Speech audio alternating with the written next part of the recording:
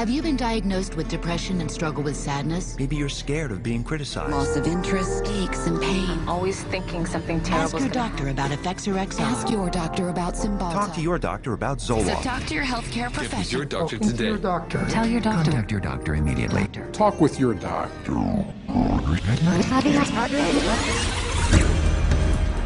Over 40 years ago, leading psychiatrists met in Puerto Rico to map out their vision of the future. We see a developing potential for nearly a total control of human emotional status, mental functioning, and will to act. Their plan? To create by the year 2000 a range of psychiatric drugs regulating every aspect of human behavior. I was diagnosed with depression and put on Paxil. ADD, and I was prescribed Ritalin. General anxiety disorder, prescribed Zoloft. Bipolar disorder, and I take lithium. PTSD, Zoloft. I was on Paxil. When they placed me on Zoloft. They gave me Adderall. I was prescribed Siptamil, Tegretol, Lexapro, Depakote, Stelazine, Adderall, Concerta, Orazine, Prozac, Lorazepam, Effextol, Clonazepam, Ritalin, dexamphetamine, Paxil, Cylert, Prozac, Adderall, Elavil, Depakote, Wellbutrin, Seroquel, etc., etc. 100 million people worldwide are on psychiatric drugs. How did this happen? Psychiatrists convinced them they were sick. They want you to think you're diseased from birth, and that all those experiences of life, childhood and adolescence and teenage years and adulthood and being a senior citizen, that these are all various stages of disease. Because let's face it, we've all been depressed at one time. We've all been anxious at one time. These are normal emotions that we feel. Every emotional and spiritual problem is reduced to a label. And of course, all of those diseases require pharmaceutical treatments. This is big, big business. While generating a healthy income, claiming to be medical professionals, psychiatrists will freely confess that their profession is devoid of science. We don't really have any specific blood tests or other tests that are definitive for any mental illness whatsoever. It would be neat if it would become much more scientific. Well, if you go to my office and you tell me that you're depressed, there's nothing, and no blood sample or whatever, no tests. There are not current available tests to verify your diagnosis. I don't use any tests. You do not have a test to say, well, this is this disorder and this is the best medication for this disorder. For many years we thought we had the tests nailed down, but it turned out that they weren't of any value. If you don't know what's causing the symptoms, then to give somebody something to alleviate the symptoms is close to impossible. By the time a drug's approved and it hits the general population, we don't know even 50% of the side effects that are involved with that drug. And these pills cause heart attacks and liver problems and immune system problems and lots of other medical problems. So you're playing with fire. Every day, psychotropic drugs cause serious adverse reactions. And while psychiatrists and drug companies fully understand the dangers of the drugs they sell, their unsuspecting customers are left to suffer the consequences. Everything became worse. Each mood swing was worse. He would have chronic headaches, chronic, nausea, not feeling good. She was very agitated, very, very jumpy. She was having horrible hallucinations. Her personality was disintegrating. Once he started on that drug, the cloud just stayed over him and stayed over him and stayed over him. It got darker and darker. He thought there wasn't anything worth living to kill himself. That was not Matthew. That was the drugs. At least I would like to have said, I love you. I didn't get a chance to do that. In addition to crippling scores of people daily, every month, psychiatric drugs kill an estimated 3,000. But the human devastation would never have gotten this high if psychiatrists hadn't worked hand in hand with drug companies to promote their drugs to doctors throughout the world. Today, 70% of all psychiatric drugs are prescribed by general physicians. And how is this accomplished? Marketing. It's about creating a good story that uses science, that convinces a physician to think about writing a prescription. This is not science. This is incredibly effective marketing. It has nothing to do with science. They use what I call statistical contortionism. Basically just skew the numbers, make everything look fantastic, you hide the bad numbers. They're learning every trick in the book. They're evolving into efficient marketing machines, and it's working. There's definitely an unholy alliance between psychiatry and pharmaceutical sales. That's a marriage made in heaven. They're like conjoined twins. They're joined at the wallet. And with 374 mental disorders filling psychiatry's diagnostic manual, and more on the way, business is booming. Pharmaceutical companies have expanded their roster of psychotropic drugs from 44 in 1966 to 174 today. The top 5 psychotropic drugs combined gross more money than the gross national product of each of over half the countries on Earth. Altogether, the psychiatric industry rakes in $1/3 of $1 trillion a year. How could this have happened? It's a tale of deception that may be difficult to believe, but fatal to ignore.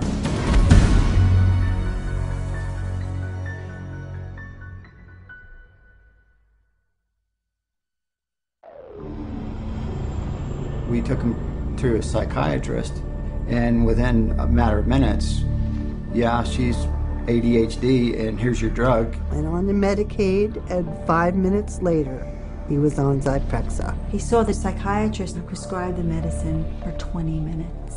The guy didn't even look at her. He talked to her a little bit. Now, how can you tell if somebody's ADHD or not ADHD from just a few minutes talking to her? Next thing I know, I'm getting handed a handful of Xanax. That's how easy it is to get these drugs. Just so easy. It was just passed to me like candy. That's simple.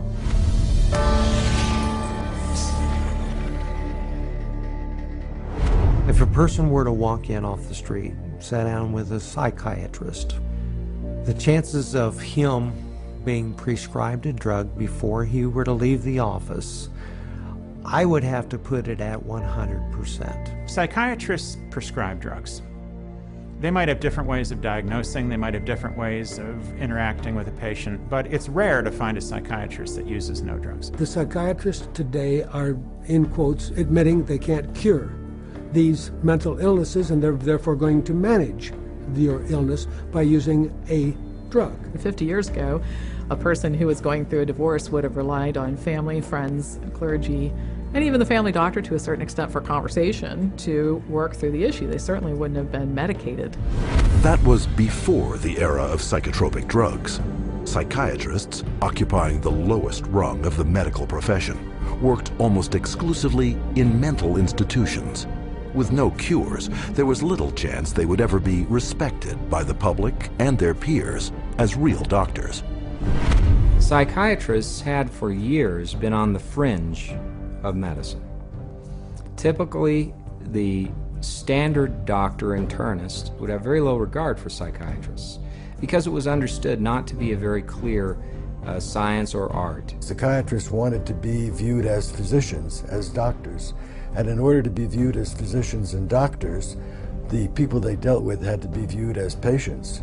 And if doctors dealt with diseases, then their patients had to be diseased. Psychiatrists had a wonderful opportunity, they felt, to become respected in the eyes of their peers.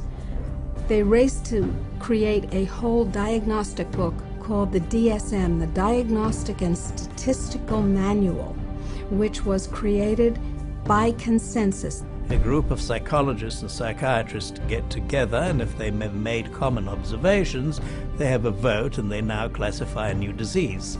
And they give it a number and it graduates into the DSM classification. And it's a dangerous book. It's a book that has many disorders that could apply to any one of us, because the disorders are not real medical diseases. And it's things that apply to nearly all of us at times. Are you afraid of meeting new people? Are you afraid to speak in front of a large crowd of people?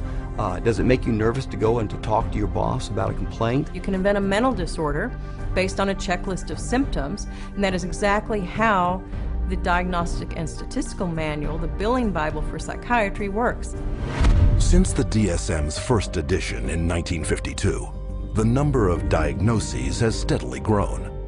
from a slender 130-page booklet listing 106 so-called mental disorders, the DSM has bloated to a voluminous 886 pages. It is only through the use of this book that psychiatrists can diagnose, drug, and bill for services. In fact, the psychiatric industry currently uses the DSM to collect over $72 billion in private and government insurance money.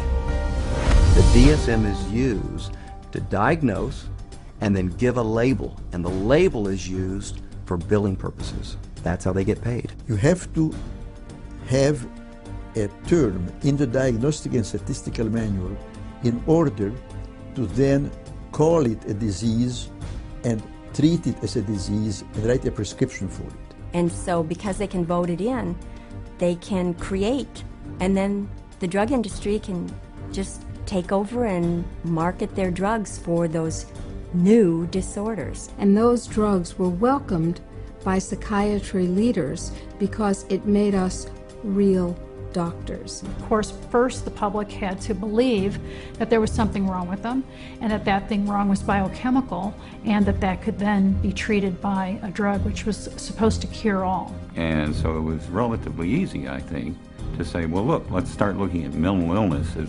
fundamentally a matter of chemical imbalance in the brain. Chemical imbalance is a term that's used as a marketing ploy, as opposed to anything that there's scientific evidence to support. Nobody has yet measured, demonstrated, or created a test to show that somebody has a chemical imbalance in their brain.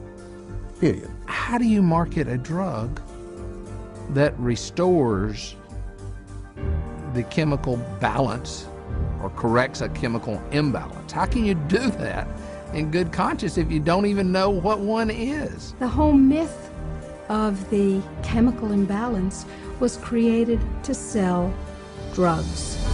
And while psychiatrists and drug companies have used this myth to make billions moving vast quantities of psychotropic drugs into the bodies of unsuspecting consumers, the public has paid the ultimate price. An estimated half of all Americans who commit suicide are on psychotropic drugs. Annually, psychotropic drugs are estimated to kill more than 2.5 times more people than are killed by homicide. And who is entrusted with protecting the public against these dangerous psychotropic drugs? In the United States, it is the Food and Drug Administration, FDA, whose psychiatric drug advisory panels are dominated by psychiatrists who shuttle between the drug industry, academia, private practice, and government, the so-called revolving door. The revolving door at FDA is one of the primary reasons why the system that we have works so poorly. That revolving door is a direct result of the fact that a group of people with the same mindset are put into positions of being regulators and in the position of being formulators and sellers and marketers. The panels that are formed by the FDA to evaluate these drugs, the psychiatrists who are on those panels, almost all of them have conflicts of interest where they have directly or indirectly received funding from the very industry and the very parties within the industry whose drugs they are evaluating. So there's this tight little relationship between psychiatry, pharmaceutical industry, and FDA where they each mutually support each other, and yet the mental health of the population does not improve. Take, for example, the FDA drug evaluation panel that approved the antidepressant Paxil.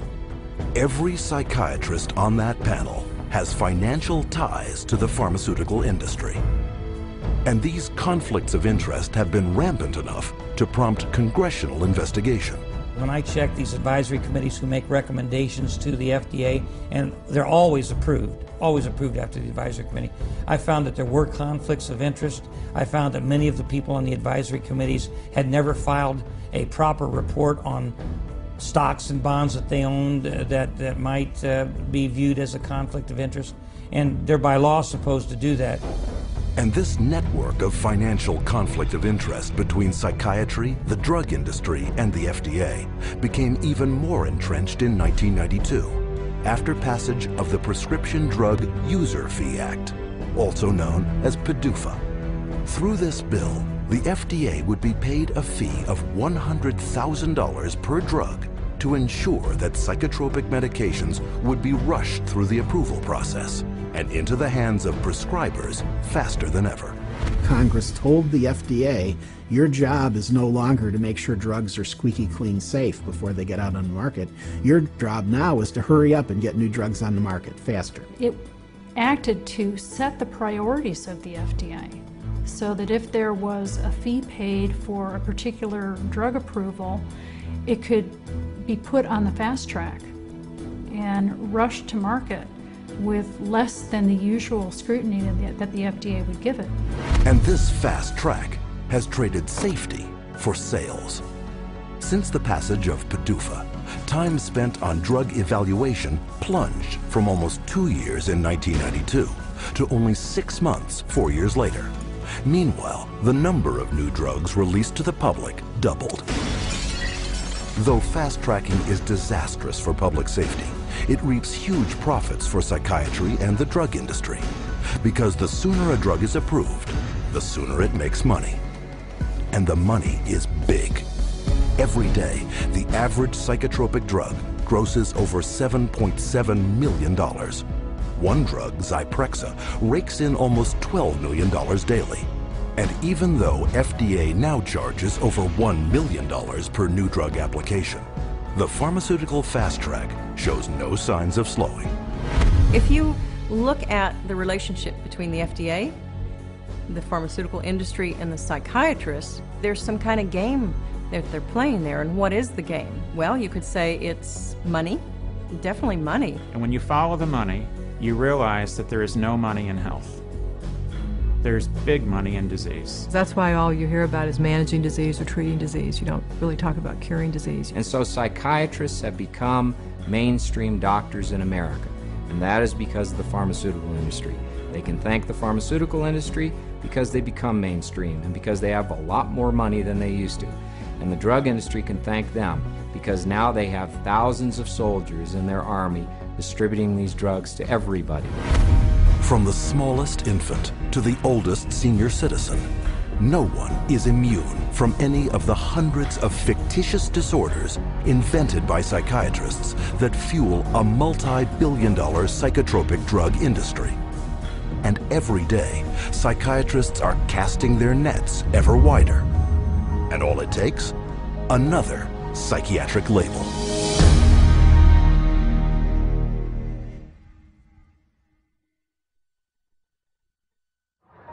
How many people do you know who have been diagnosed with a mental disorder? One. With a mental disorder? 2. I'm sure a couple. I know a few. About 3 or 4 personally. Probably 4.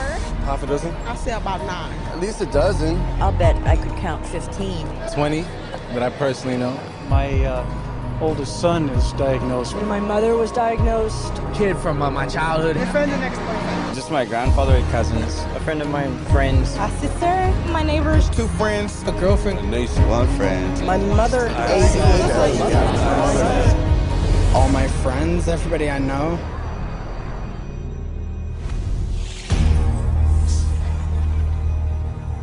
An apparent flood of mental illness is all around us.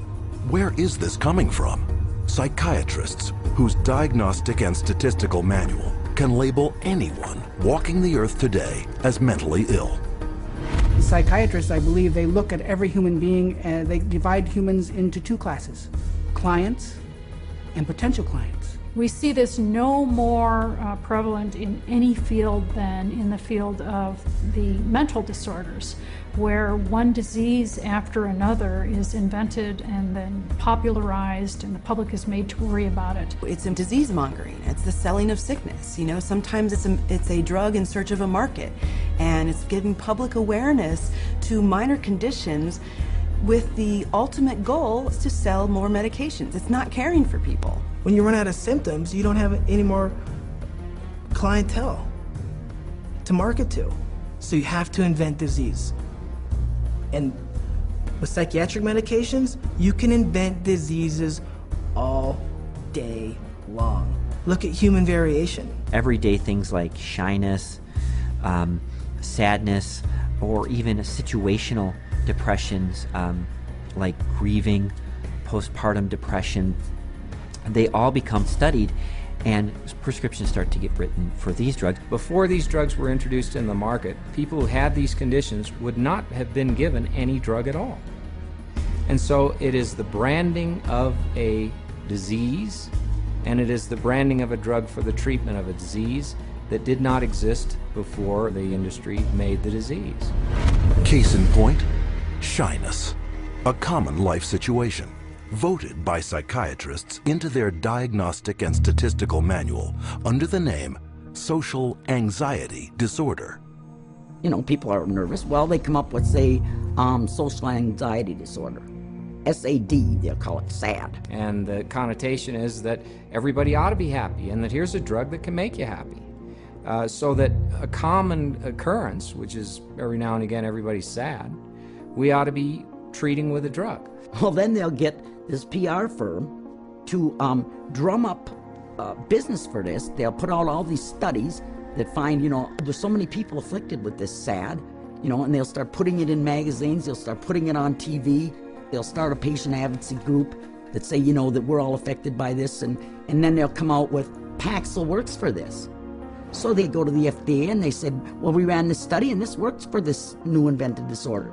And that is SAD, social anxiety disorder. And millions of people suffer from it. And it's purely fictional. It's a normal human emotion that everybody experiences at certain times or another, but they make it into a disease. Paxil, once it got approved by the FDA as the first antidepressant to be used for social anxiety, it took off huge. And it just moved from number 3 in the market amongst its peer drugs to number 1 in the market. Social anxiety disorder is just one of many made-up psychiatric disorders fueling the boom in psychotropic drug prescription. Psychiatrists work to promote what the latest disease is going to be. These days, bipolar is getting that same type of promotion. Everybody's being educated about their bipolar illness, when in fact, we know having emotional ups and downs is distinctly human. Now bipolar is thrown around like water. You've got bipolar, I have bipolar. If I'm up today, I'm manic. If I go home tonight and I'm depressed because I'm tired, that shows I have bipolar disease. It's a lot of hokum. Have you ever worried with seeing all the increased media on it that you might have a mental disorder? Yes. And which one is that? I would say bipolar. You know, they talk about bipolar a lot. Bipolar, I've known a lot of bipolar. 2 friends from both of them were like diagnosed with bipolar. My neighbor, she was bipolar. I was diagnosed with bipolar. My mother had bipolar. He was actually bipolar. Schizophrenic bipolar. Bipolar and obsessive compulsive. Bipolar and ADHD. Bipolar disorder. Bipolar, yeah. Bipolar situation. Bipolar. Bipolar. Bipolar. Bipolar. Bipolar. There's 3 personality disorders, and then the most recent is bipolar. And that's just been in the past year. Spearheading the popularizing of bipolar disorder, especially in children, is psychiatrist Dr. Joseph Biederman, a paid speaker, advisor, and researcher for 25 different drug companies. In 1996, the drug companies funneled all this money to this Dr. Biederman. He's well known. He's the one that came up and said that there's bipolar disorder in little kids. This was unheard of. There was no bipolar disorder in any kids. He came up with the study and published the articles out all over the world, and other doctors followed his lead, that bipolar is in little kids. Due to the constant promotion by Dr. Biederman and his colleagues, there has been a 4,000% increase of the diagnosis of bipolar in children since 1994, while the number of antipsychotics prescribed to them has leaped 5-fold to an estimated 2.5 million prescriptions. In 2008, Dr. Biederman was exposed by a Senate investigation for failing to report $1.6 million in personal income from pharmaceutical companies. But the damage had been done. Because of the bipolar fad created by Dr. Biederman, antipsychotics, some of the most powerful psychotropic drugs being prescribed, are psychiatry's drug of choice. The top 3 best-selling antipsychotics together gross $25,000 every minute. And no matter how big the psychotropic drug industry gets, psychiatrists are hard at work providing the diagnoses to make it even bigger. Let's say this is the pie right here of a certain class of medications, and this is a pretty profitable pie and everybody wants a piece of that pie. But what would happen if we made that pie even bigger? And how you make the pie even bigger is by expanding the uses for those drugs. They've already got a drug that's approved on the shelf. They can just pull it off the shelf, rename it, repackage it, and say, look, we've got a new drug for a new illness. When Prozac's patent ran out, that Eli Lilly had to look for a new source of profits.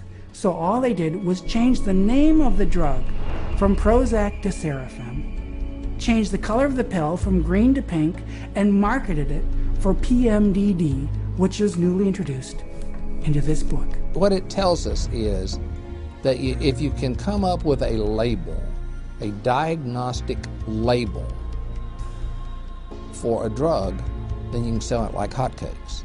It's a business model, and it's $1 billion business model, and it works, and it's going to keep continuing.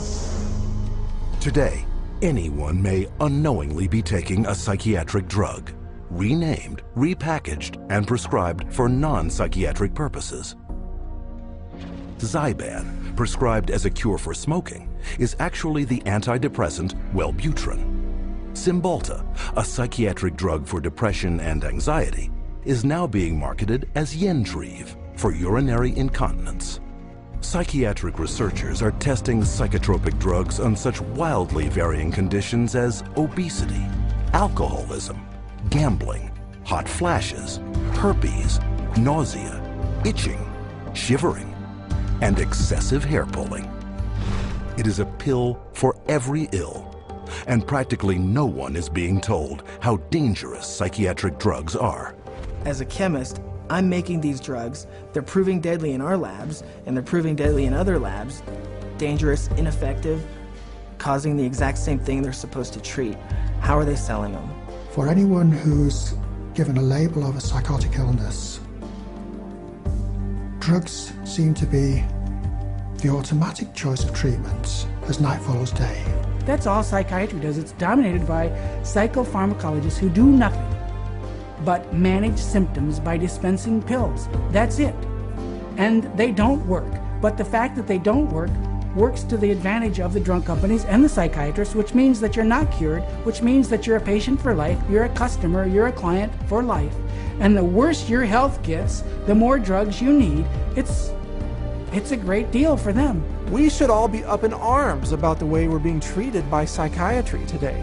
This is a very dangerous industry that has gone so far overboard in inventing fictitious diseases and drugging our children and our population that I consider it to be engaged in crimes against humanity.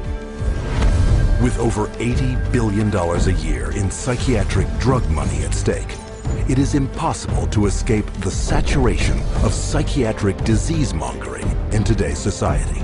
But behind the marketing lurks a secret psychiatry's customers would be shocked to learn. How are these drugs tested? And are they safe?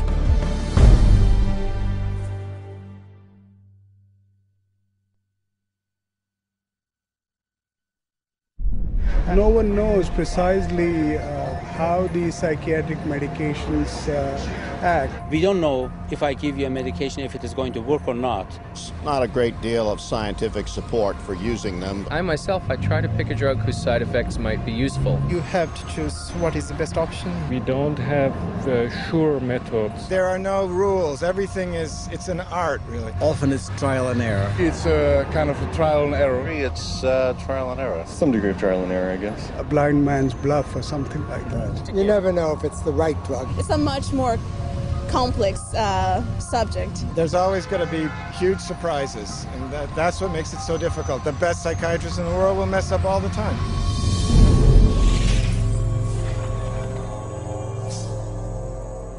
The American public is being treated as a mass medical experiment. We are all being treated like guinea pigs by the pharmaceutical companies, the psychiatric industry, and the FDA. They are basically testing drugs on large parts of the population without really knowing what the results are going to be. It's a very dire situation that we're facing. We're talking about people's health and in many situations people's lives. These are very serious issues. As dangerous chemical compounds, psychotropic drugs are tightly regulated by governments throughout the world. And for any new psychotropic drug to be approved for use, it must undergo tests intended to protect the public. When a pharmaceutical company develops a new drug that they want to send to the market, what they do is they have to run it through clinical trials. They have to be able to provide to the FDA safety data to say this is a safe and effective drug. In clinical trials, psychiatrists are engaged to do the research. And we could bank on the fact that these psychiatrists are tied to the pharmaceutical companies. And a psychiatrist puts their name on there, they're seen as an expert. You're talking mental drugs, who writes them? It's a psychiatrist. So that's how it works. It's a terrible system. The desperate thing about it is that it's all dressed up in the name of science. But it's not science at all, it's pure marketing. But they get away with it because it's called science. There's really no test, no X-ray, there's no chemistry that shows you have this condition. It's really just the opinion of someone who is probably taking money from pharmaceutical companies to prescribe drugs to people. Where's the biochemistry? Where's the research? Where's the substantiation? And the answer is it vaporizes like mist in the morning. It's not there. But the lack of scientific testing doesn't stop psychiatrists from carrying out clinical trials on dangerous drugs. Clinical trials are supposed to consist of 4 phases of precise scientific drug testing, the first 3 of which must be submitted to governments for regulatory approval. In phase 1, the drug is checked for toxicity. In phase 2, tests are done to see how the drug reacts in the human body. If it clears this hurdle, then a phase 3 trial is carried out. But with no lab tests verifying or measuring any mental disorder, and with big money at stake, psychiatric drug research is highly subjective and rife with manipulation. There are many, many, many places where you can tweak the study just a little bit with the study design or with the way you gather the data or the way the data are reported. And there's so many different ways you could bias a study. I've seen what they did to the data in these trials. There's no question that they manipulated the data. For example, let's say they had 100 people to start with. 40% drop out. 30% have a positive response. 30% have no response. They then say that they have a 50% response rate, when in fact, most of us would say it's a 30% response rate because only 30 out of the original 100 really responded. And so you can see that that's a little bit of a manipulation of the research data. When they design drug studies, they're only looking at the one thing they want to see. And they don't report all the other things that are happening. Case in point, the antidepressant Cymbalta. Lilly, I believe, in February of 2004, did a clinical trial study. The people in this clinical trial did not have symptoms of depression. And in that clinical trial, there were 11 attempted suicides and 4 suicides completed. One of which was Tracy Johnson, 19-year-old college girl. She did not have any symptoms of depression, and yet this drug pushed her to commit suicide by hanging herself. That shoots the theory down that they say that, people get suicidal because of the, underlying illness that people kill themselves, that these weren't suicidal people to begin with. These weren't depressed at all. These were healthy people. A slew of media coverage followed, but psychiatrists on the FDA Drug Evaluation Panel chose to ignore the death and went on to approve Cymbalta the following August. One of the reasons why we have underestimated the potential of some psychiatric antidepressant drugs to actually trigger a suicidal kind of behavior in people is because the people who designed the research study didn't include in the research questionnaire the suicidal behavior.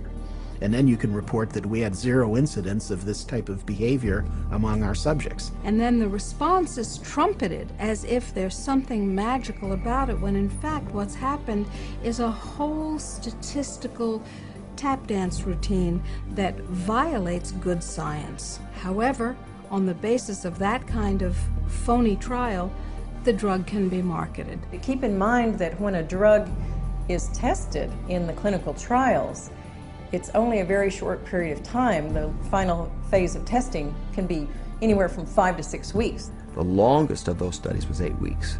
The shortest was 4 weeks. So these are not long-term studies. I think most physicians and most people taking the drugs assume they're long-term, 1 year, 2 years, 3 year studies. They're not. They're very, very short studies. I find it pretty outrageous that we can base a multi-billion-dollar industry on a few 6 or 8 week clinical trials where antidepressant medications beat a sugar pill by a few percentage points. It is on the basis of biased research such as this that psychotropics with potentially fatal side effects are routinely approved by FDA panels for a lifetime of use. And how can this happen? Because drugs are big money, and FDA panels are dominated by those who benefit by approving them. The FDA panels that evaluate these drugs are largely psychiatrists. All of a sudden you discover there are 20 different pharmaceutical companies paying them, either grants or honorary or some other way. They're getting paid by the pharmaceutical industry. If you have a psychiatrist who works at the FDA, he could also be being paid by industry. He might sit on industry panels or discussions or get paid to be a speaker. What I found in working with physicians at the FDA was that they could have dual positions. They could sit on an industry board. They could be influenced by industry. If you've got 10 FDA scientists or 10 committee members, it's just a matter of 6 saying yes, the drug is safe, 4 saying no. And in almost every single case, those 6 saying that the drug is safe and effective always have pharmaceutical ties. They're getting paid, they're getting funded somehow or another.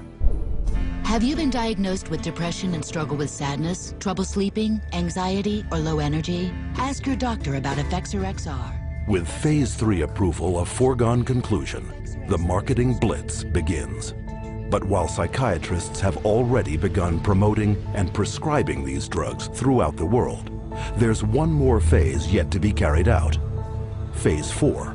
What Phase 4 clinical trials are is when they've actually gotten the drug approved and then they get it into the general population, so that we finally find out what it does when it hits ethnic populations, women, children. Then we see who dies, who has seizures, who has deformed children, who has epilepsy, who has diseases downstream, whose heart stops. The public is the clinical trial.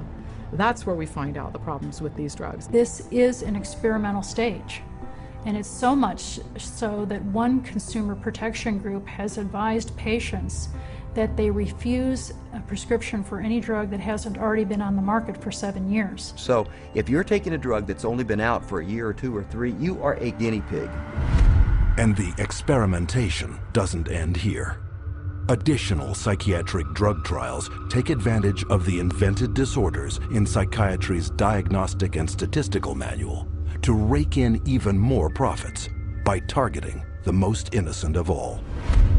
If they test their drugs on children, then they get a 6-month extension on their exclusivity period or patent period.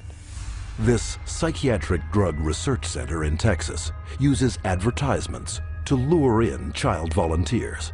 And once inside, they're further enticed with the simplest of tricks. This is where they're going to be playing. We have Game Boys, we have Xbox, we have 5 TVs. They come in here and they help themselves to crackers, cookies, free candy, free crackers. Everything is paid for. You don't pay for anything. But these perks are just bait to coax children into ingesting powerful psychiatric drugs known to cause suicide and violence in their own age group. These are drugs that would cost maybe several $100s a month in a pharmacy. They actually are getting them free in research. We love children, and we just love children because they're our future. By conducting those tests on children, they get a financial incentive that's worth over $1 billion. Those are the facts. You make of them what you will. With this kind of money at stake, psychotropic drug experimentation on children is rampant, with 323 studies either completed or in the works, including a 2003 trial that tested children on an antidepressant treating premenstrual dysphoric disorder. Those drugs, which are barely more effective than placebos, often have huge side effects, which are dangerous and even deadly to people. Families don't know the risk. If they actually were aware of the risk and believed it, no one would take that risk. The psychiatrist would never, she didn't say one word to me about what was going to be the effects of the drugs. No side effects listed, no. Well, let's sit down, we have to talk about this. At that point in time, he said, well, this doesn't have that type of reaction on any children, you know, that it's very safe. If he had told me then what I know now about it, I never would have taken it. She said, oh, Beth must have been on Paxil. That's the only way she would kill herself. And I said, well, what is this? How do people know this? I didn't know anybody would know something like that. And we went on the internet, and all of a sudden you find out it's not uncommon. But it's not uncommon for people to become psychotic on these drugs. We're entitled to know the truth before we give a mind-altering drug to our children, our wife, our mother, our father, ourselves. We don't really know what they're doing. That's what scares me. It's all made up theory. There are no facts about what these drugs really do. And if someone said, well, we don't know what this is going to do to you, good or bad, would you take that medication? Now that is not the practice of medicine. That's the practice of marketing. And this practice of marketing is taking lives. And the poor patient doesn't even know it. But in the testing and marketing of psychotropic drugs, money trumps safety. The top 10 most prescribed psychotropic drugs gross over $26.5 billion annually, more than double the amount of new money put into circulation every year by the United States Mint.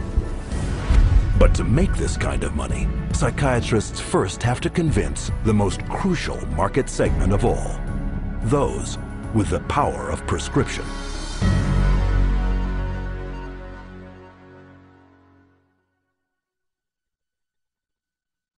The psychiatrists specifically, they're just kind of working as sales agents for the pharmaceutical companies. There's nothing like another doctor touting the benefits of your drug to drive market share. They're an extended part of the marketing arm of these companies. Medications play a primary role. We give drugs. Medication is a must. There's a lot of new medications. There are medications available for treating GAD. Medications to use for PTSD. Antipsychotic medications. Atypical antipsychotics. Benzodiazepines. Stimulants. Antidepressant medications. MAOIs. Amphetamines. Anticonvulsant medications. Once the medications have been balanced out, then we move on to a combination of 3 medicines. There's no absolute limit that is set for the number of medications. There are so many choices. Apparently, we're willing to try almost anything.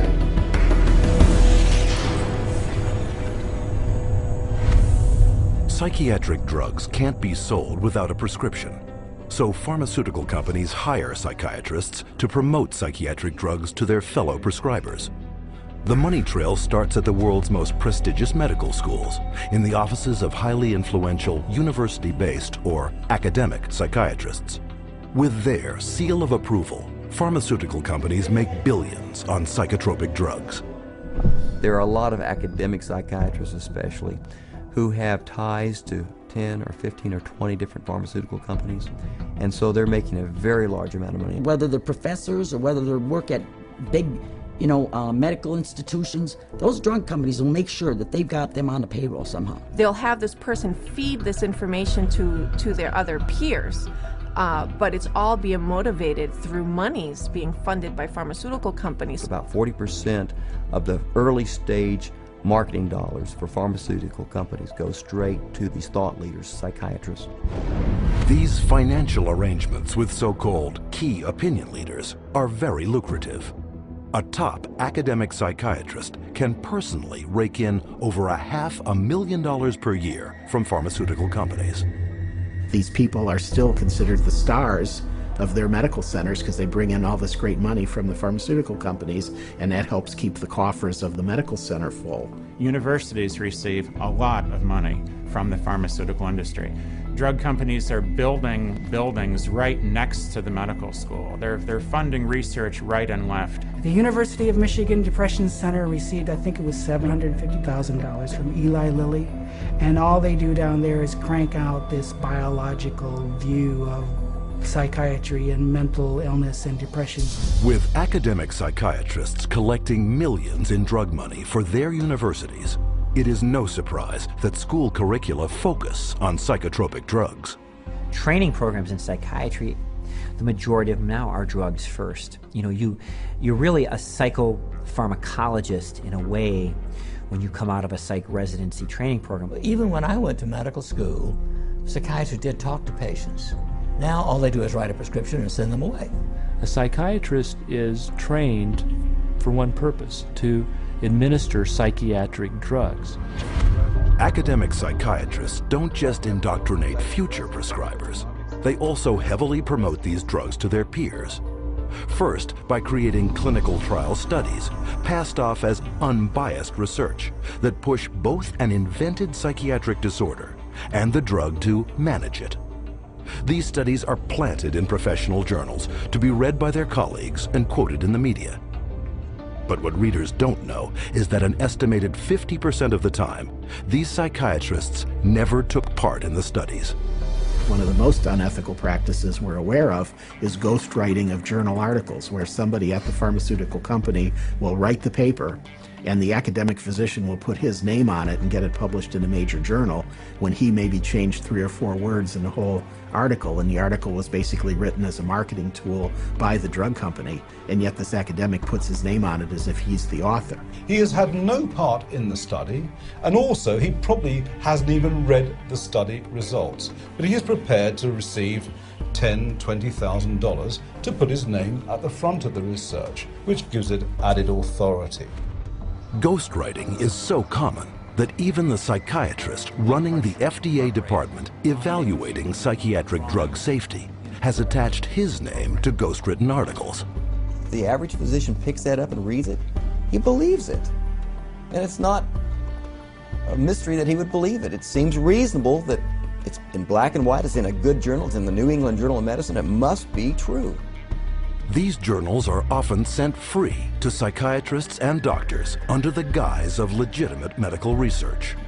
And why are they free? Because pharmaceutical drug ads reap huge revenues for their publishers.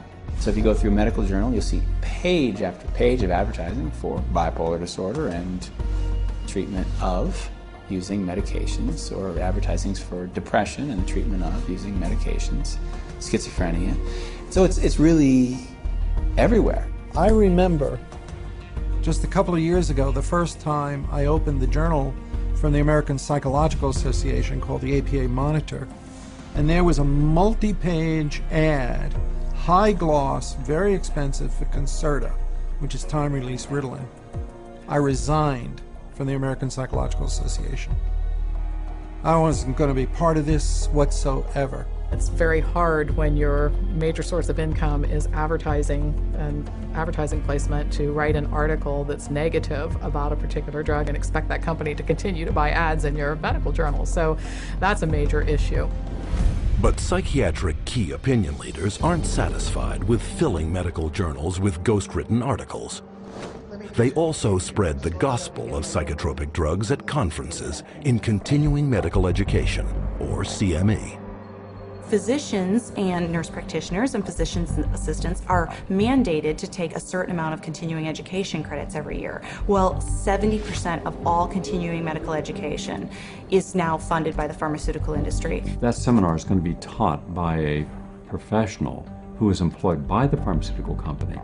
The very nature of where someone is giving you your support means you are biased to that person's side. Many physicians and many psychiatrists who attend medical conferences don't know that when they go to that conference meeting that's about antidepressants, antipsychotics, and it's generally an academic psychiatrist who's speaking, They don't realize that person's probably making about $10,000 for that 1-hour speech. But you don't have to be an academic psychiatrist to get a piece of the pie. Psychiatrists who heavily prescribe psychotropic drugs are generously rewarded by pharmaceutical sales representatives for drumming up local business.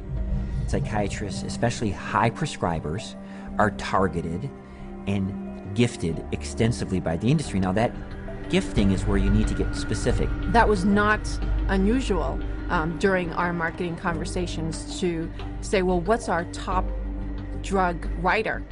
You know, who's the doctor that's prescribing the most of this drug? Well, you know, let's send them to the Kentucky Derby. We offered trips on some occasions to come out and hear a 2-hour talk, but it happened to be on a nice island in Hawaii. There were a lot of things that we did day in and day out to try to get the doctors to write our drugs, or in my case, to write for the psychiatric drugs. We did a lot of lunches and dinners, and we brought in speakers, and those speakers were obviously paid by us, and we would wave, you know, renowned studies at them from renowned journals. But of course, we would never say that these studies were paid for by our company, and that it was written by a ghostwriter who was paid by our company, or that our company tends to do a ton of advertising within that particular medical journal. We would never say that. With over 300 million psychiatric drug prescriptions written every year, high prescribing psychiatrists are richly rewarded for opening up new markets. They receive up to 25% more pharmaceutical money than any other medical specialty, an average in one state of more than $45,000 per top psychiatrist per year. Psychiatrists get more kickback from the pharmaceutical companies than any other branch of medicine. The profession of psychiatry couldn't keep its journals afloat, couldn't keep its conferences afloat, couldn't keep its organizations afloat without money from drug companies. The drug companies really have psychiatry in their pocket. This is a profession whose diagnoses have been heavily influenced by people who are heavily influenced by the pharmaceutical industry, and whose treatments are almost exclusively these days pharmaceuticals. We should be able to count on them. I do not believe that we can. Due to the ceaseless promotion by psychiatrists, psychotropic drug prescription has permeated not just psychiatry, but the entire medical profession. But this promotional campaign has a second prong that lines the pockets of psychiatrists more than any other. And this one directly targets you.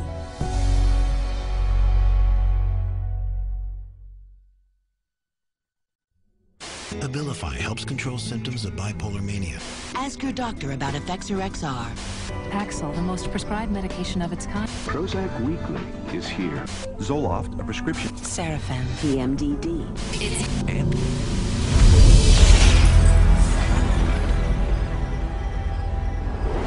psychiatrists and drug companies don't hype psychiatric drugs only to fellow prescribers.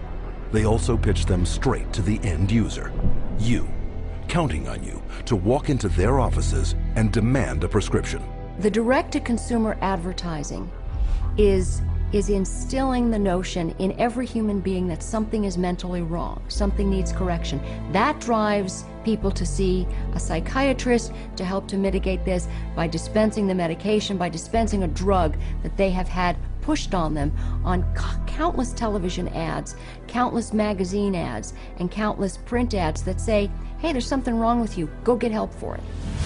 Nowhere is this explosion of direct-to-consumer advertising more obvious than on television. It wasn't always this way. Until recently, advertising psychiatric drugs on TV was severely restricted. But in 1997, the FDA was persuaded to relax their rules on advertising in the media, in direct violation of Article 10 of an international treaty signed at the United Nations. Every 5 minutes there's a new drug ad. And this is not by accident, this is cold, canny, scientific design. Ads are fundamentally of two types. One type of ad is a effort to try to get the patient to take the drug company's drug. Abilify helps control symptoms of bipolar mania and reduce... But then the second kind of direct-to-consumer advertising is the you're sick and you didn't know it advertising.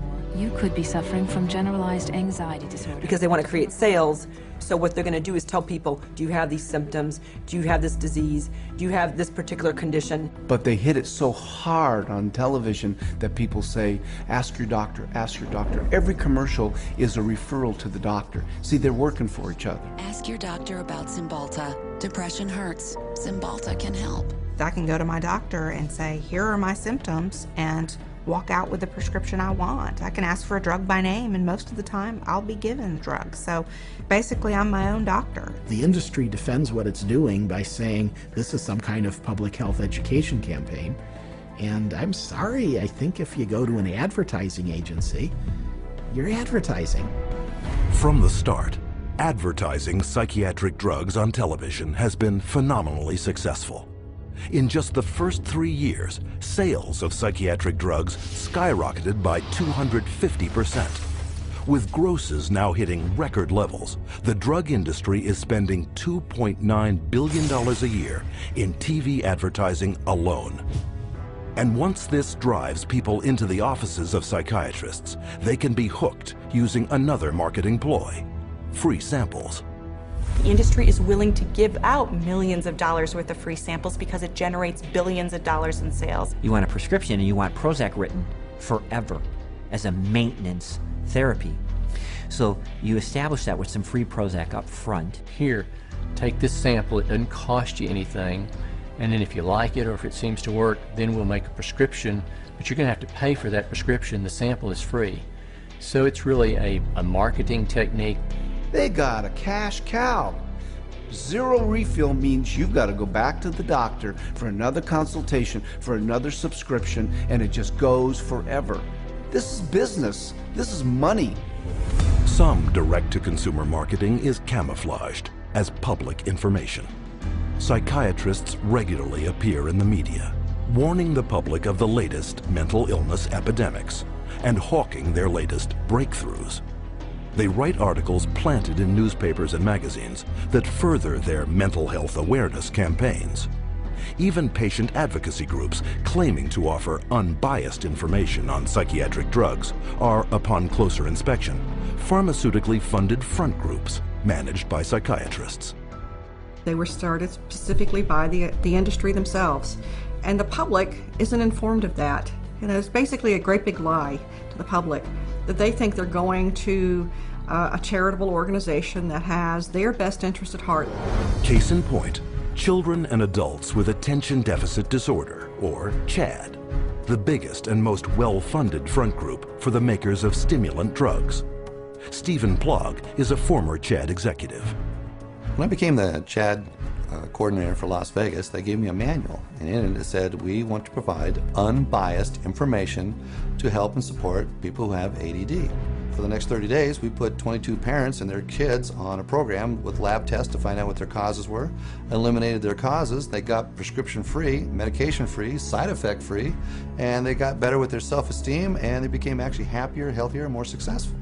Chad found out about this, called me up and says, we do not allow people to talk about nutrition in any of our seminars. We only prescribe going to a psychiatrist who will only prescribe drugs and therapy. So they said you can no longer work with us, and they fired me for simply recommending that parents go get a lab test, find out what the causes are, and eliminate the causes. They do not allow that. They only allow medication and psychiatric treatment. Psychiatric patient advocacy groups also promote psychotropic drug treatment by broadly issuing public marketing surveys disguised as medical questionnaires. You can take a survey of maybe 16 questions. And if you are a normal human being who's lived through ranges of emotions of normal life experience, if you've known the exhilaration of the birth of a child, a niece, a nephew, and the devastation of a divorce and the loss of dreams, and answer honestly to those questions, you will diagnose yourself as bipolar. And the instructions that come back along with the diagnosis or the warning that you're probably bipolar say, print this out and take it to your doctor. And how simple is it for anyone to go online, answer typical life questions, and be given a psychiatric disorder? Here are some randomly chosen volunteers, people of all ages leading normal lives. Do you feel sad, blue, unhappy, or down in the dumps? Sometimes. I've had periods of great optimism and other periods of equally great pessimism. Yeah, that happens a little bit. I get tired for no reason. Sometimes. My life is pretty full. Nah, not really. For no apparent reason, I sometimes have been very angry or hostile. It's hard for me to concentrate on reading. I am restless and can't keep still. My heart beats faster than usual. I have trouble sleeping, shortness of breath. Gained weight. Trembling hands. I have an idea that most of these are going to be sometimes. Everyone has. As in everybody? Somewhat. Somewhat true. Just a little. Oh, yeah. Alright, my score totaled 42. Bipolar disorder, moderate to severe symptoms. Wow. The answer reflects on the presence of depressive symptoms. Currently suffering from an anxiety disorder. I may be suffering from bipolar 1. Minimal to mild depression. An obsessive compulsive disorder. Guess that means I'm a psycho. Guess I'll go to a psych. Try to see if I could work it out, get some meds or something. All told, 50% of these everyday people were assigned a psychiatric diagnosis and instructed to get treatment. By this measure, half of the U.S. population, some 150 million Americans, could be classified as mentally ill. Now you have a direct line of consumers just walking in with a little pre-survey that says that they potentially can have bipolar, ADHD, stress, anxiety, any of those categories, and they just need to take this assessment tool and say, okay, that basically that is what you have, and here's your drug. And psychiatrists are now clamoring to make such assessment tools mandatory. Take Teen Screen. Under the guise of a suicide prevention program, mental health tests are administered in the schools to diagnose and drug children. Children such as Chelsea Rhodes, who left for school one morning an average teenager and returned home with a psychiatric diagnosis. The Rhodes family in Indiana, their young girl went to school one day, and all of a sudden they told her they were taking her into her room, and they move her into her room and give her the 10-minute teen screen test. And shortly after taking the test, she's pulled aside in the hallway and she's told she has two problems, basically, two mental problems. One, obsessive compulsive disorder, and social anxiety disorder. Her parents were stunned, dumbfounded. They didn't know that Teen Screen was going to screen their child. They had not been asked permission. People at school had told her that she was mentally ill with these two conditions based off of a computer test that took her 10 minutes to answer. One of the questions was worded if Chelsea went out a lot. She answered no. We'd ask her why she answered that way. She said, because Mom, you and Dad don't allow us to go out on school nights. I have to be home to do my homework and take care of our household chores. The other question was, do you ever feel nervous or anxious when you're in front of a group of your friends or peers? Chelsea answered yes. She explained to us that because when she has to stand up in front of a group of people and give a book report in one of her classes, she's very nervous. You know, I'm 43 years old and I'm nervous in front of every one of you today, but that doesn't make me mentally ill. I absolutely believe that the survey for Teen Screen was intentionally structured to flag as many children as possible as having a possible mental health problem. And who created Teen Screen and wrote its survey? Dr. David Schaffer, a psychiatrist with extensive ties to the pharmaceutical industry. Schaffer's questionnaire is anything but scientific. In a study he himself conducted, Schaffer admitted that 84% of all students were falsely flagged as suicidal. But what was not admitted is how traumatic the consequences can be. Alea Gleason was only 11 years old when she took a screening test at her middle school in Texas. It was 7th grade, and they had all the girls go into the cafeteria because they said that a lot of girls have depression, so they was working on some depression screen. Next thing I know, there's those middle schools tell my husband now that CPS is there at the school taking Alea because she's suicidal. I'm like, suicide? I'm not trying to kill myself. I love myself. I've always loved myself. So I don't know if she was eating at the school or they'd already taken her away. When they took Alea, my girls and I, we didn't sleep for about a good 3 days. For the first 3 days, because my house was empty without her. And they was making me sign papers talking about if you don't take these medicines, you can't see your parents. So they was telling me, if you take your medicine, you can see your parents. My daughter was on 22 different types of medication that this one psychiatrist gave her. They drugged me up so bad that they said they had to drag me. And I used to wonder how I got to my room. When I saw for myself what they were giving her and how much and how often, I just thought, they're gonna kill this child. And the parents were helpless. Then after a while, that's when I was just like, I'm not about to take no more medicine until I call my parents. And then that's when they was like, okay, well, we're gonna give it to you anyways. They restrained me and shot me up. I was in 4 points. They laid me out on my stomach with my feet like this and tied me up. One day, they must have put her in about 12 restraints in one day. They said I was restrained about 70 or 80 times. After a couple of months, they was like, your parents don't want to see you. They don't want to talk to you or anything. So I was really hurt. We tried everything. Nobody know. We didn't know what hospital. We didn't even know where they taking her. After 2 weeks, you're supposed to hear, or you're supposed to be able to see your child. They didn't give me that. I didn't see Alea till 6 months later. But I was a good child. I didn't deserve for that. And it messed up a lot of things. To this day, I still wish that I could just go back and be like, man, you know what, I'm not even gonna take the test.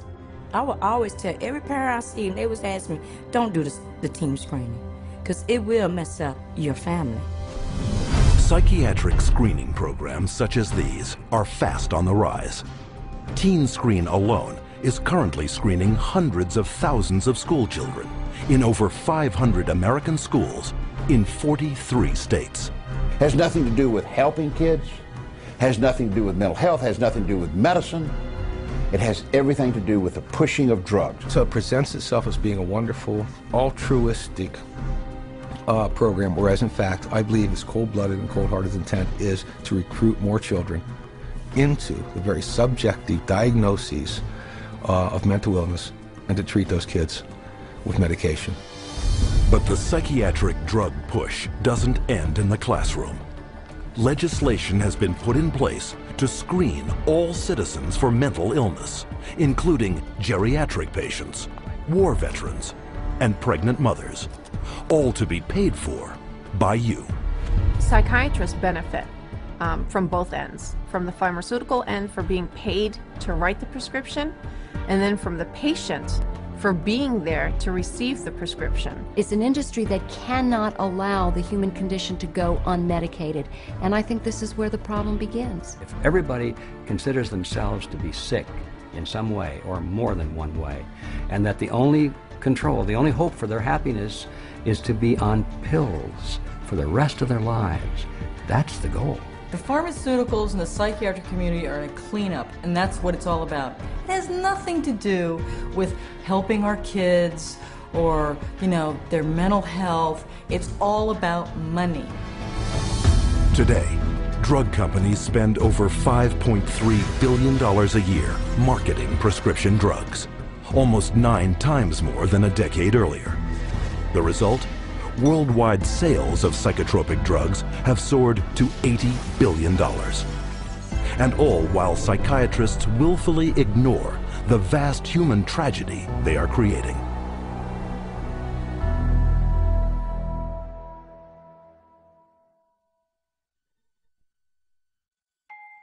I'm 10 years old, and I'm going to read, I think, the side effects of a drug called Daytriana. The drug Adderall. Luvox. Cymbalta. Gyudon. Lexapro. Namenda. I have a question. Where do I find the side effects? How do I read it if it's so small? Just a bunch of letters squished together. I can't read this. This is the side effects of the drug. Side effects. Stroke. What the heck? Speech disorder. Eye disorders, vision blurred. Dry mouth. Nervous. Tremor. Dizziness, delirium, and coma. Tardive dyskinesia. They experience worsening of their depression. Aggressive reaction. Paranoid reaction. Psychosis. Serious cardiovascular events. Other serious heart problems. Heart failure. What? Suicide. Suicidal thoughts. Suicidal thinking and behavior. Increases the risk of suicide. An increased risk of death. Sudden death. These guys must be kidding. Wow. This is gross. Seeing this on a warning label, does anybody have any clue what they're putting their kids into? This isn't good.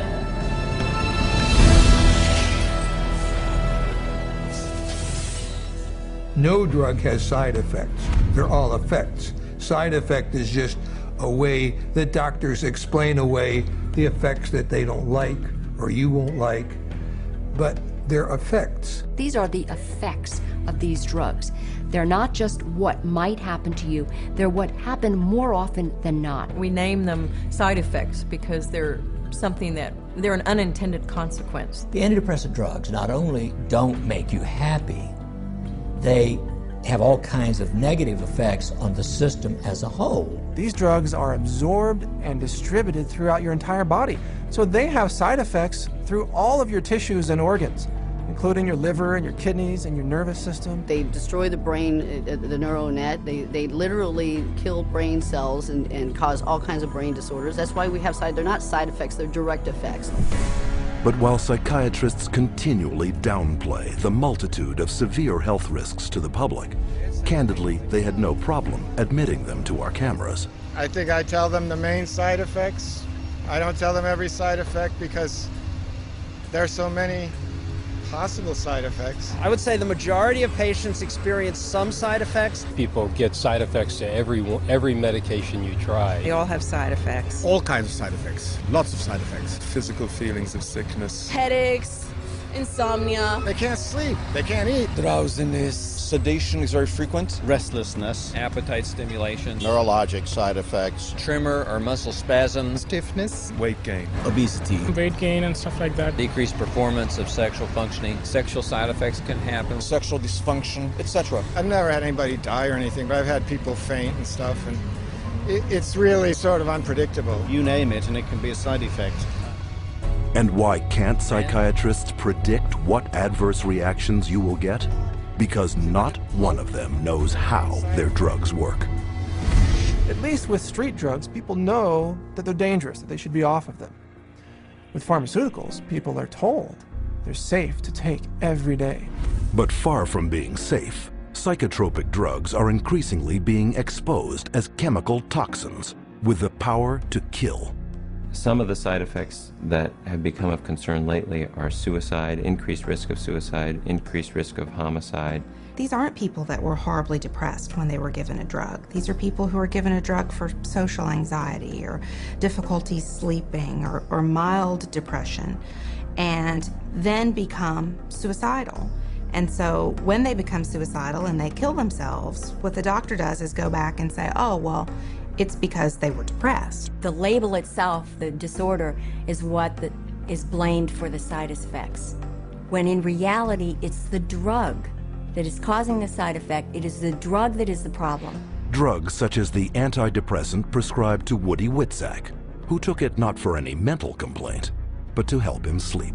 My husband and I, Tim, his nickname Woody, we were married just 2 months shy of 10 years, so we've had a long life together. And Woody was a guy who was healthy. He was a big runner. He's never had a history of depression or any other so-called mental illness. He was given Zoloft for insomnia. I find Woody one night completely sweat through his shirt in fetal position, kept going, Kim, you gotta help me, I don't know what's happening to me. It's like my head's outside my body looking in. Kim, help me, help me. We did breathing, listened to music, prayed, anything to calm him down from this head outside his body feeling. And a week later, he was found dead hanging. A guy who loved life.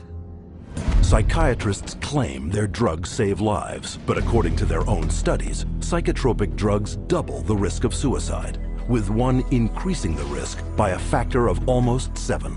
As a pharmacist who has been studying the problem for the past 7 years, I do see a glaring connection between the high use of these psychoactive substances and the rise of violence. If people knew that the mechanism was not known of these drugs, that they could cause, if there's a real chance for them to get a homicidal tendency or even suicide, if you take the drug, there's a chance you may want to kill yourself. And I could repeat probably a dozen other examples of significant self-inflicted harm or significant violence to others in patients who had never had that experience in their adult life.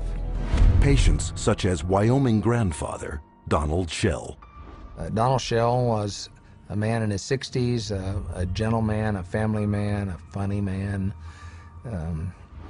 He had had periodic episodes of depression, but never any real serious mental health issues, and became depressed, had a down period, went to a general practitioner and was given Paxil. 2 days later, he shot his wife, his daughter, his 9-month-old granddaughter, and then himself. The first question the jury was asked, very telling question, can Paxil cause some people to commit homicide and or suicide? To which they answered yes. Donald Schell was on Paxil for only days before his murderous drug reaction. But long-term use of psychotropics has also proven to create a lifetime of damage, an unwelcome fact ignored by psychiatrists. In the long run, the side effects may actually be worse than the original condition. I don't think the average patient has any idea that the long-term use of this drug is now associated with very serious diseases, with diabetes, with kidney failure, with tardive dyskinesia, a movement disorder that's very serious and permanent and irreversible. You can be affected by these drugs in any part of your body, your brain, your heart, your kidneys. That's why people die early very often, because they are prescribed things, and the long-term effects are, in some cases, the death of the individual.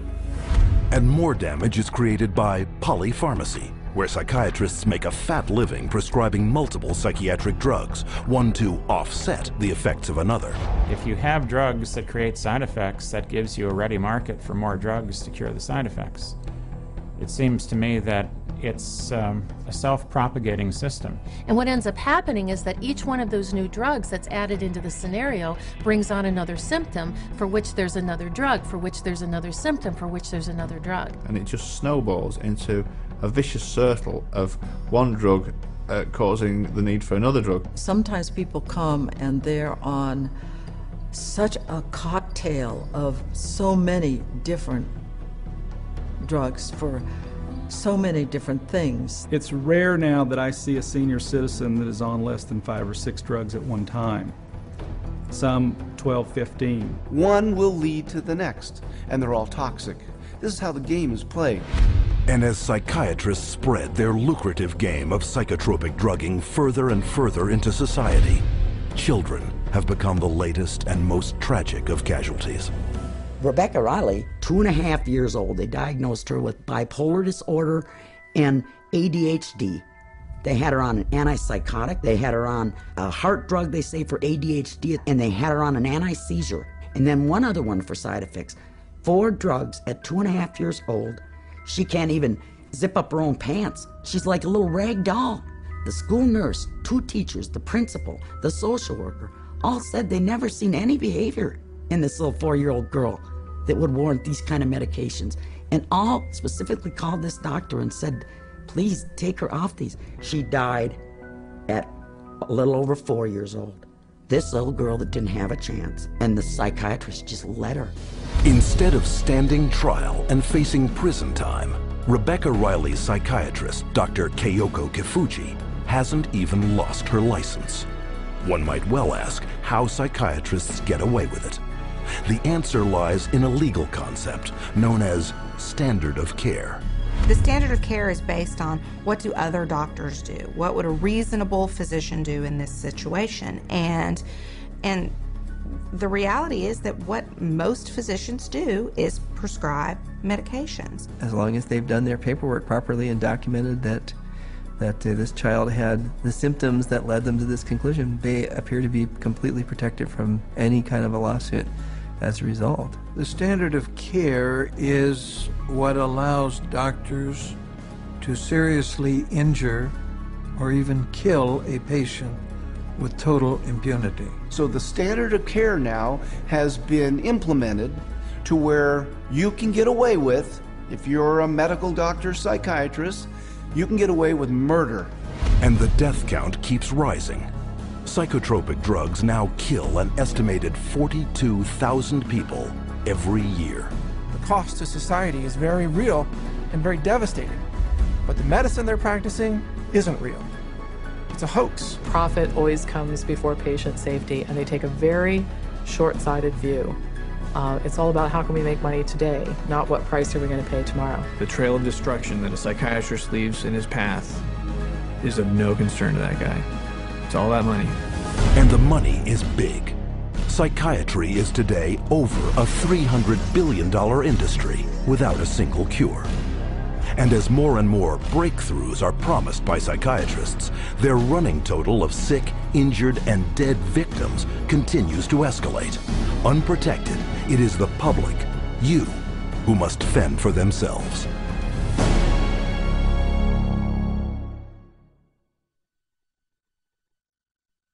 My wife and I are blessed. We have 7 children, and we love them all. They're all our favorites. Each child we have is our favorites. And Beth was extremely special. She was kind, generous. She had like a really sweet and caring personality. She had this beautiful smile, like an inviting.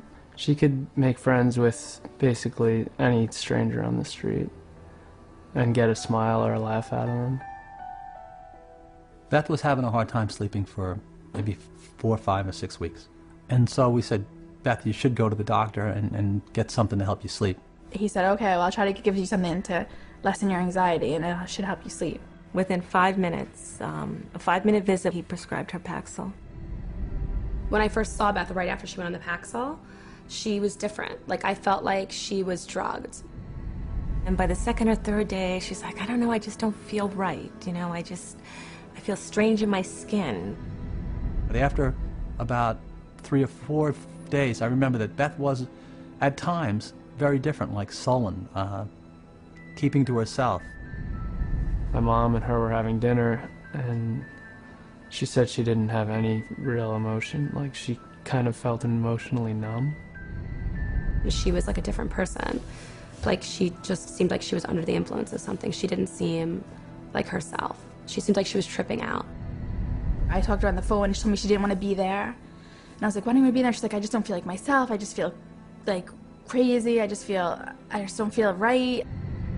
I truly believe that she was hallucinating maybe and going in and out of this psychotic state at this point. It seemed like she was melting down, like emotionally. She was becoming worse every day. I said, are you suicidal? I actually asked her. And she laughed at me. And she said, no, I would never do that. And I'm thinking in my mind, I'm just going to lay down next to her and I'll rub her head and I'll talk to her and we'll try to figure out what we're going to do because something's not right here. And my son Matthew was right behind me going upstairs. And when I got to the top of the stairs, I saw her hanging in the hallway. Then the police were all over the place and people were coming and going. And about 3 hours, 4 hours after my daughter died, one of my friends came over and said, you know, I was speaking to so-and-so, one of our other friends, and she said, oh, Beth must have been on Paxil. That's the only way she would kill herself. It just wasn't her. There was nothing in her that would have done that. She was the most non-violent, like gentle. It's a violent way to die. It had to be the drug. There was no other answer. If we knew what we knew now, Beth would be here with us today. I know that for a fact. The tragic story of Beth Winter is just one of many, a tale repeated wherever psychiatric drugs are prescribed. But psychiatrists insist you believe that their drugs are safe and effective because they are the mental health experts and you are not. But case after case proves that trusting them can have disastrous consequences. Psychiatry is pseudoscience. It's false science. It cannot withstand rigorous review if people would just look at the evidence. If they help anyone, it's not worth the risk to the people that are harmed by them. They are betraying every customer they have. They don't know what they're doing, and we need to educate the public to use their feet and walk away.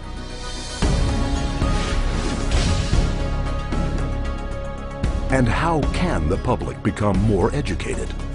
By exercising a central medical right, little known to the patient, but very familiar to psychiatrists. We want to be able to present the patient with alternatives. And one of the central ideas in ethics is informed consent. The components of informed consent are letting the person know, first of all, what the diagnosis is and what it's based on, so that they can say, this is why we need to treat you. And secondly, what the treatment is. Every patient in the healthcare system has a right to informed consent. That is, they have a right to be told the risks and benefits of the treatment, the risks and benefits of alternative treatments, and the risks and benefits of no treatment at all. Patients should be totally informed, fully informed about every medication that the psychiatrist offers to them to take or says they should take. And studies confirm that very little full and accurate information about psychiatric drugs is getting through to the public. So what would full and accurate, informed consent on psychiatric drugs consist of? These medical doctors and experts have extensive experience in the subject. Their first point, psychiatric disorders are not actual diseases requiring medical treatment. It's true that there's no biological findings that really support any of these psychiatric diagnoses being medical illnesses. And the burden of proof really is the other way around. It's not that you have to prove that there is no biological science. The burden is on psychiatry to prove that there is. There's no blood test. There's no lab test. There's no x-ray. These are just clusters of behavior that a group of psychiatrists have voted that it's a disease. Can you imagine doctors having to have powwows to decide if a heart attack is a real disease or not? No, they don't have to decide that. They don't have to have a vote on that. They should be asking the doc, geez doc, where's the chemical test for that? Where is the objective test for this? And I guarantee you that they'll be told, we don't have a chemical test for that. There is no such thing as a chemical imbalance. And any psychiatrist that you talk to, if you ask him this question, they'll all admit it in private, but they won't admit it in public. It's a scandal. So this is all subjective. Nothing objective about psychiatry. 2, there is no scientific proof that psychotropic drugs resolve any mental problems. Since there is no measurement for these psychiatric diagnoses, because they're really just subjective, for the same reason there really can't be a measurement for the effects of the drug. In terms of medication, the evidence that's claimed is the medications are highly effective and not very toxic. But actually, in fact, the data in psychiatry are very clear that that's not true. What is true is that the medications are barely, if at all, more effective than placebo. You're selling drugs to people under false premises, under a disease that's been invented. So how do you measure efficacy among a disease that doesn't even exist? 3, psychotropic drugs mask symptoms and come with severe short and long-term side effects. Whatever problem you're being treated for, whether it's depression, real or otherwise, or cardiovascular disease, medicating away the symptoms is not solving the problem. The patent medication gives the appearance of having helped because in the short term, it usually doesn't show the bad effects that are going to happen in the long term. So it's very deceptive. The longer the patient's on the medication, the worse the prognosis is. None of these medications hit precise targets. You begin accumulating all kinds of collateral damage. In other words, other organs in the body are actually harmed. So for the first time, we're seeing kids in grade school or middle school who have type 2 diabetes and who have the beginning stages of cardiovascular disease. So you see Parkinson's disease, you see tardive dyskinesias, you see other movement disorders. Is it true that we're now seeing a lot of deaths from psychiatric drugs? Absolutely yes. 4, psychotropic drugs can cause dependency and addiction. One of the hallmarks of informed consent with psychiatric meds is you have to discuss the potential for addiction. The vast majority of psychiatric drugs create psychological and physical dependency. Most patients that I've seen that were on these drugs have difficulty getting off of them. It's rare for somebody to just be able to stop it without a problem. 5. Most mental problems are caused by an underlying physical illness. Many physical conditions can cause mental problems or what pose as psychiatric symptoms, but the psychiatrist, in the records I've reviewed, psychiatrist does not do an in-depth study of what could be causing the problem. And if the doctor isn't taking the time to find the cause of those symptoms, then unfortunately those symptoms may continue and there may be a serious underlying medical disorder that's being overlooked. The question is it better to treat depression with a drug, or is it better to treat depression by trying to figure out what caused the depression and working it out with the patient? Dehydration can make you exhibit symptoms of depression. Sleeplessness can make you exhibit symptoms of depression. Eating a terrible diet, hypoglycemia, being sedentary, all of these things are biological reasons for having symptoms of depression. I have in my practice children who are misdiagnosed as having ADD, ADHD, who really have Lyme disease. 70% of all what are classified as mental illnesses actually have a physical cause, a physical problem causing that. 6. No matter how severe the emotional or psychological distress, there are many effective options that do not involve psychotropic drugs.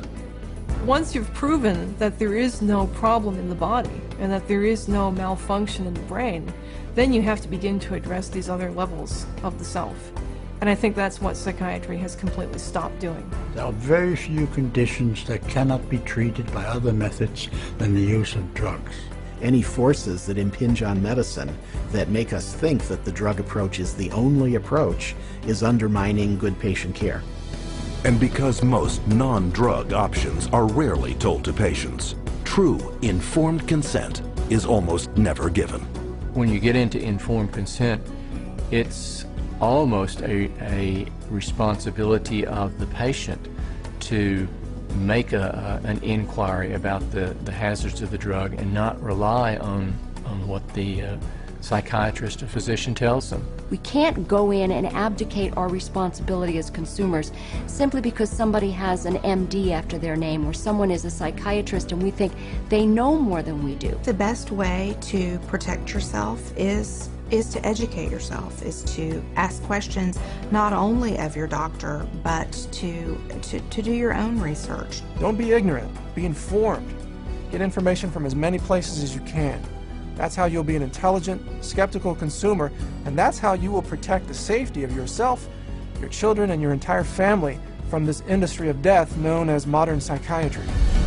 And as modern psychiatry has permeated our world over the last 50 years, so too has psychotropic drugging.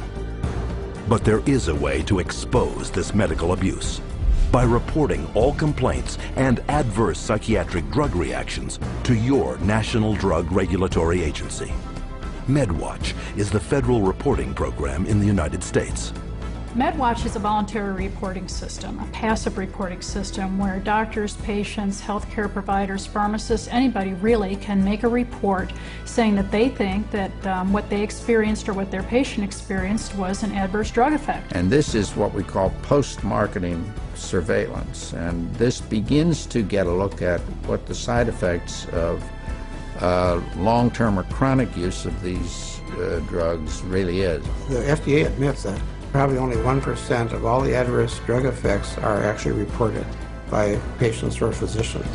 It is only through the reporting of all adverse drug reactions that the true scale of the horrors of psychotropic drugging will come to light. You have the facts.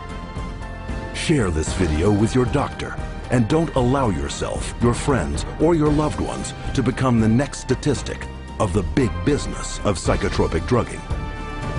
To find out more about psychiatry and psychotropic drugging, or to report a case of psychiatric abuse, contact the Citizens Commission on Human Rights.